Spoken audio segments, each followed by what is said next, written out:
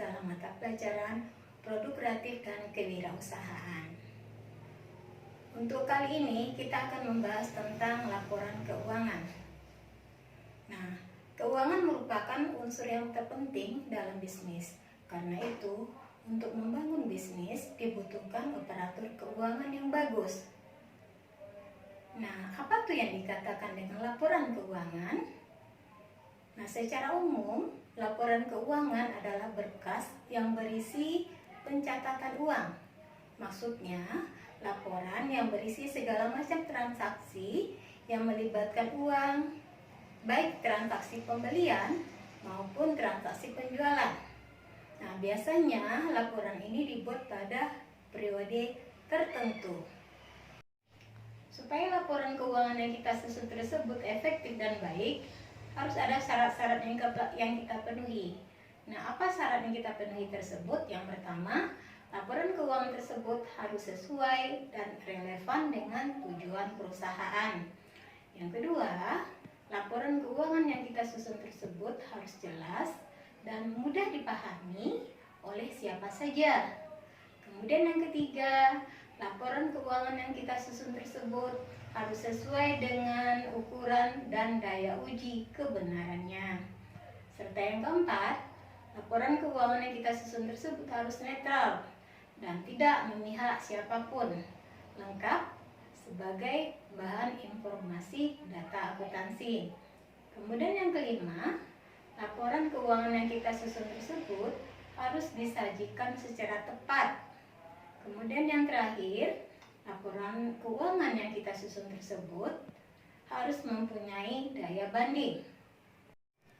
Nah, apa tujuan perusahaan menyusun laporan keuangan? Yang pertama adalah untuk mengetahui informasi aset yang dimiliki oleh perusahaan tersebut. Yang kedua, untuk mengetahui jumlah modal yang tersedia dan berapa modal yang akan digunakan. Kemudian yang ketiga, sebagai alat pertanggungjawaban pihak manajemen, baik kepada pemilik, pemegang saham, dan kreditur. Kemudian yang keempat adalah untuk mengetahui apakah target perusahaan sudah mencukupi atau belum. Nah, apakah sudah sesuai dengan rencana yang diatur sebelumnya. Kemudian yang kelima, sebagai alat pertimbangan bagi pemegang saham untuk mengetahui bagaimana perkembangan dari bisnis atau perusahaan tersebut. Kemudian yang terakhir adalah sebagai bahan evaluasi bagi kreditur untuk bisa melakukan penilaian pada kelancaran dan bagaimana alur arus kas perusahaan tersebut. Siapa saja pemakai informasi akuntansi ini? Yang pertama ada kita sebut manajemen. Nah, apa gunanya informasi akuntansi bagi manajemen ini? Gunanya adalah untuk mengevaluasi dan menganalisis kinerja dan posisi keuangan, serta untuk mengambil keputusan dan tindakan penting untuk meningkatkan kinerja bisnis. Nah, yang kedua ada kita sebut dengan pemilik atau owner.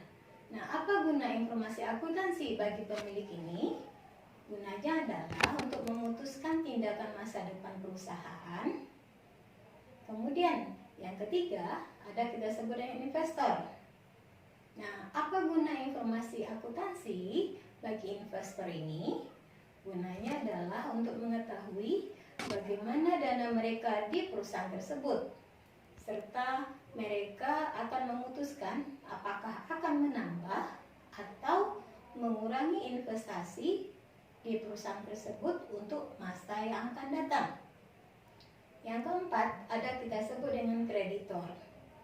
Nah, gunanya bagi kreditor ini adalah untuk memastikan bahwa perusahaan yang akan mereka pinjamkan akan dapat nantinya mengembalikan modal sebesar pokok pinjaman serta membayarnya beserta bunganya. Kemudian yang kelima ada kita sebut dengan pemasok. Nah, apa gunanya bagi pemasok ini? Gunanya adalah untuk memutuskan apakah akan terus menyediakan pasokan bahan baku pada perusahaan tersebut atau tidak. Nah, yang keenam ada kita sebut dengan instansi pemerintah. Nah, gunanya informasi akuntansi bagi instansi pemerintah ini adalah berkaitan dengan pajak, sehingga nanti pihak pemerintah bisa menentukan berapa besarnya pajak yang akan dikenakan kepada perusahaan tersebut. Kemudian yang ketujuh, ada lagi kita sebut dengan masyarakat umum.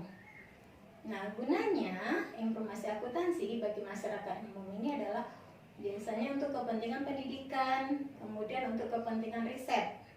Nah, ini biasanya untuk anak-anak siswa SMK itu biasa tempat dia melakukan kegiatan magang atau praktek. Nah, itu biasanya itu. Kemudian yang kedelapan ada kita sebut dengan pelanggan. Nah, gunanya informasi akuntansi bagi pelanggan ini adalah untuk membuat penilaian terhadap masa depan bisnis atau perusahaan yang kita miliki tadi. Nah, sekarang kita lanjut lagi kepada jenis-jenis laporan keuangan. Nah, pada umumnya laporan keuangan yang dibuat oleh satu perusahaan itu kita bagi atas 4. Yang pertama ada kita sebut dengan laporan laba rugi atau disebut juga dengan income statement. Nah, laporan laba rugi ini menjabarkan tentang unsur-unsur pendapatan dan beban perusahaan untuk mengetahui berapa besarnya laba atau rugi yang dihasilkan oleh perusahaan tersebut.